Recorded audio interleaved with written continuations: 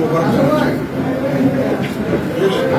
আমরা নির্বাচনের সময় আমাদের রাজনৈতিক কর্মসূচি পালনে বাধাগ্রস্ত হচ্ছিল এবং যেখানে আমরা আমাদের সাংবিধানিক অধিকার আমাদের সভা সমাবেশ মুক্তি করা, আমাদের রাজনৈতিক দল হিসেবে আমাদের বক্তব্য তুলে ধরা এখানে বাধাগ্রস্ত হচ্ছিল, বিভিন্নভাবে বাধা দেওয়া হচ্ছিল। এমনকি আমাদের যেগুলো বক্তব্য সেগুলো প্রচারণায় বিভিন্ন গণমাধ্যমকে পর্যন্ত নানানভাবে একটা চাপ সৃষ্টি করা হচ্ছিল। যাই হোক, আমরা এর বিরুদ্ধে জনগণের পক্ষে থাকার জন্য, জনগণের পক্ষে কথা বলার জন্য, জনগণের পক্ষে রাজনীতিকে চালু রাখার জন্য আমরা এই অন্যায়ের বিরুদ্ধে সবসময় প্রতিবাদ করেছি এবং আমাদের কর্মসূচি চালিয়ে যাওয়ার প্রচেষ্টা চালিয়ে গেছি। আপনারা দেখেছেন গতকাল পর্যন্ত আমাদেরকে বাধাগ্রস্ত করা হচ্ছে বিভিন্নভাবে, আমাদের অনেক নেতাকর্মীকে আহত করা হয়েছে এবং সবচেয়ে দুঃখের বিষয় আমাদের গণমাধ্যম কর্মী যারা সবসময় দেশ ও জাতির জন্য কাজ করে যাচ্ছেন, আমাদেরকে সবসময় সহযোগিতা করেন, সাধারণ মানুষদের পাশে দাঁড়ান, তাদেরকেও বিভিন্নভাবে নির্মমভাবে তাদেরকে আহত করা হয়েছে, তাদেরকে মারাত্মকভাবে তাদের উপর হামলা করা হয়েছে। আমরা এই ঘটনার তীব্র নিন্দা জানাচ্ছি। সরকার এগুলোকে বন্ধ করা তাদের দায়িত্ব ছিল, কিন্তু আমরা দেখতে পাচ্ছি যে সেইভাবে তাদের ভালো উদ্যোগ দেখছি না। পুলিশের তরফ থেকে আমরা কোনো সাহায্য পাইনি। আমরা ধন্যবাদ জানাই আমাদের সেনাবাহিনী সৈনিকদের, তারা আমাদের এখানে এসে আমাদের পরিস্থিতি নিয়ন্ত্রণ করেছেন এবং আমাদেরকে সুস্থভাবে আমাদের কাজে সহায়তা করেছেন। আজকে আমরা একটা সিদ্ধান্ত নিয়েছিলাম, যতদিনই এই ধরনের চলতে থাকবে আমরা আমাদের সাংবিধানিক অধিকার প্রতিষ্ঠা না করতে পারবো, যতদিনই আমরা জনগণের পক্ষে কথা বলতে কোনো রকম বাধাগ্রস্ত হবে, আমাদের প্রচেষ্টায় আমরা কোনো সময় কোনো করবে আমরা থামিয়ে রাখবো না। তাতে করে আমাদের জীবন দিতে হয়, আমরা তাতেও রাজি আছি। সেই হিসেবে আজকে আমরা মোটামুটি শান্তিপূর্ণভাবে এটা করতে সক্ষম হলাম। এটা আমাদের একটা বিজয়, আমরা মনে করি জনগণের বিজয়।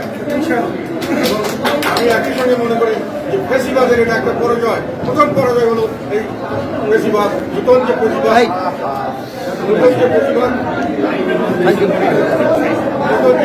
চালু হয়েছে, সেই ফেসিবাদের বিরুদ্ধে আমরা উঠে দাঁড়িয়েছিলাম।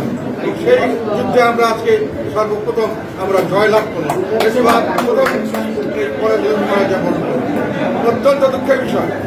আমরা সর্বদাই জনগণের পক্ষে ছিলাম, আমরা জনগণের পক্ষে ছিলাম। এই আন্দোলনের প্রথম থেকে শুরু করে শেষ পর্যন্ত আমরা প্রথম কথা বলি সংসদে, এবং যখন রংপুরে আমাদের প্রথম শহীদ হয়েছেন, সেই শহীদকে তার অবস্থান জ্ঞান করা, তার বাবা মাকে সান্ত্বনা দেওয়া, তাদের কিছু সহায়তা করার জন্য আমরা সেখানে উপস্থিত ছিলাম প্রথম ব্যক্তি হিসাবে। এবং সর্বক্ষণ প্রতি সপ্তাহে 2 থেকে 3 দিন পর্যন্ত আমরা এই আন্দোলনের পক্ষে, এই ছাত্রদের পক্ষে, জনগণের পক্ষে কথা বলে আমরা অহিংস আন্দোলনের সমর্থনে থাকি। যাই হোক, দুর্ভাগ্যের বিষয় হলো আমরা হঠাৎ করে দেখলাম আন্দোলনের পরবর্তীকালে যেটা ছাত্র জনতার আন্দোলন হলো, তবে ছাত্রদের কোটা সংস্কার আন্দোলন। আমি বলেছিলাম এটা কোটা সংস্কার আন্দোলন শুধু নয়, এটা হলো বৈষম্য বিরোধী সংগ্রাম, এবং এটা ছাত্রদের নয়, এটা ছাত্রদের সকলের জন্য।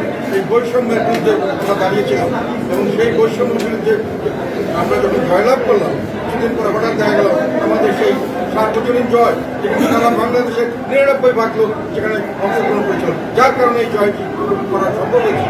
সেখানে দেখা গেল মুসলিমের কিছু মানুষ সেটা সম্পূর্ণ কৃতিত্ব দাবি করছে, এবং আমাদের অন্তর্বর্তীকালীন সরকার তাকে আমরা সর্বাত্মক সহযোগিতা দিতে হবে, তাদেরকে আমরা সহায়তা করে যাচ্ছি। তারা হঠাৎ করে তাদেরকেই একমাত্র দাবিদার মনে করে সেইভাবে সমস্ত ব্যবস্থা করা শুরু করলেন, এবং তারা হঠাৎ করে এসে আমাদেরকে ফেসিবাদের দোষর হিসেবে চিহ্নিত করে আমাদের সমস্ত রাজনৈতিক কর্মকাণ্ডে বাধাগ্রস্ত করার চেষ্টা করবে। যে ফেসিবাদের বিরুদ্ধে সংগ্রাম করেছি আমরা বিগত সরকারের আমলে, সেখানে আমরা যেভাবে আমরা সকল বিপত্তির মাঝে কাজ করেছি, সেখানে কিন্তু আমাদের মিডিয়ার ভাইরা আমাদের সঙ্গে ছিল এবং বিভিন্নভাবে জনগণ আমাদের সঙ্গে ছিল। আমাদের সমালোচনা আমরা করে গেছি অনেক ঝুঁকি নিয়ে। এখন আমরা দেখছি যে ঝুঁকি আমাদের জন্য আবার বড় হয়ে দেখা দিয়েছে, এবং যে ফেসিবাদকে আমরা ধ্বংস করতে চেয়েছিলাম, করার জন্য আমরা আন্দোলন করেছিলাম, জনগণের সেই আকাঙ্ক্ষা দুলিশাত হয়ে যাচ্ছে। এখন নব্য ফেসিবাদ মাথা চালা দিয়ে উঠেছে, আমাদেরকে এর বিরুদ্ধে দাঁড়াতে হবে। আমি কালকে একটা আহ্বান করেছিলাম যে তারা ব্যর্থ হয়েছে, বাংলাদেশের কোনো মানুষের জানমাল ইজ্জতের কোনো নিরাপত্তা নাই, নৃশংসতার কোনো শেষ নাই।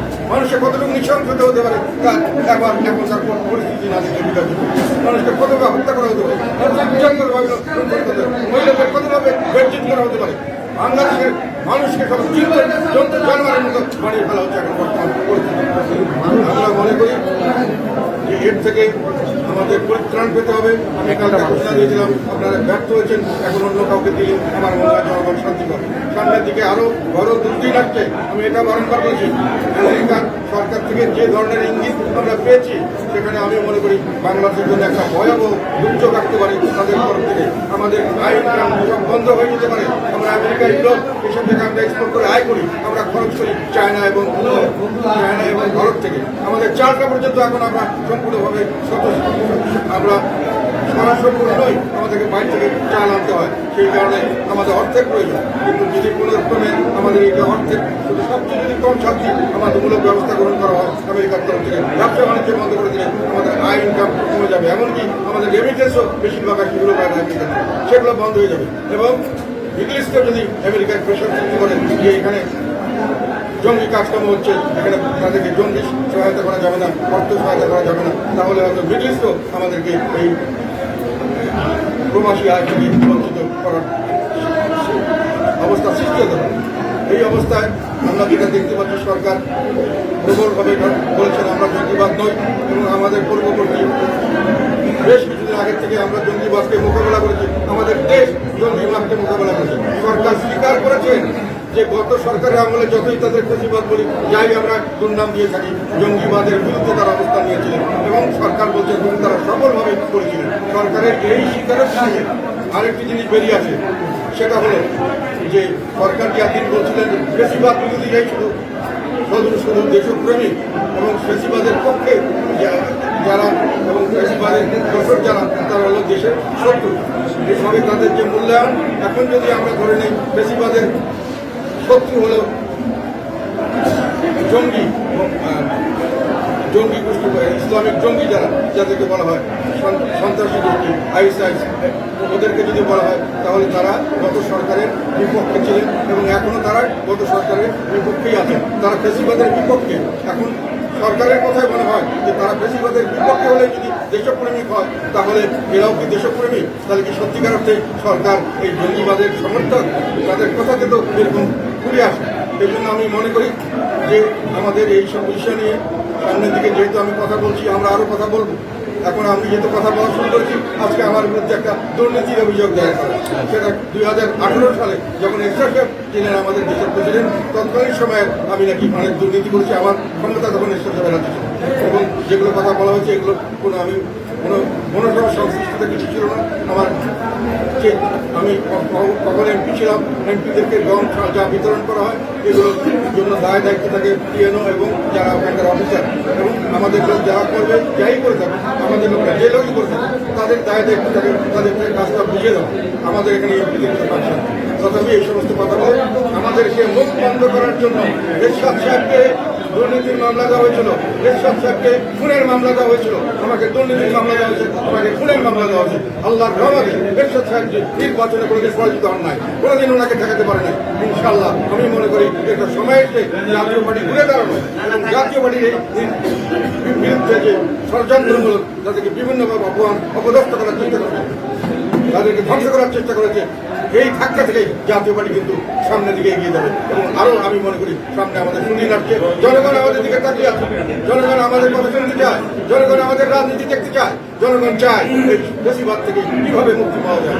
আমরা সেই পথে এগিয়ে যাবো সামনের দিকে ইনশাআল্লাহ। আপনারা ভয় পাবেন না। জেল ছিল, এরশাদ সাহেব 6 বছর জেলে ছিলেন, আমরা জেলে তাহলে যাবো।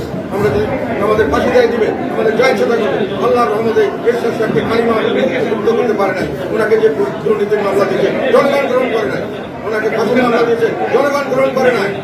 ইনশাআল্লাহ আমরা সবসময় সব ছিলাম। এরশাদ সাহেব একবার আমাকে বলেছিলেন, তোর বিরুদ্ধে যে কোনো সময় দুর্নীতির মামলা দেয় সে ঘৃণিত হবে, মানুষে তাকে নিয়ে হাসাহাসি করবে। যাই হোক, এরা দিয়েছেন, আমরা এটা মোকাবেলা করবো। সামনে আপনার প্রস্তুত থাকবেন, জনগণের পক্ষে কাজ করার জন্য আপনারা সদা প্রস্তুত থাকবেন। ইনশাল্লাহ আমরা বিজয়ী হব, সত্য সবসময় বিজয়ী হয়। এবং ইতিহাসের এটি শিক্ষা হলো, ইতিহাস থেকে মানুষ ইতিহাস থেকে শিক্ষা নেয় না। আমরাও দেখতে পাচ্ছি গত সরকারের পতনের পর থেকে এই সরকার তার থেকে কোনো শিক্ষা গ্রহণ করেননি। আমি তাদের উদ্দেশ্যে বলতে চাই, এই দিন না, আরো দিন আছে। এই দিন নিয়ে যাবে, সেই দিন নিয়ে যাবে। ধন্যবাদ সবাই।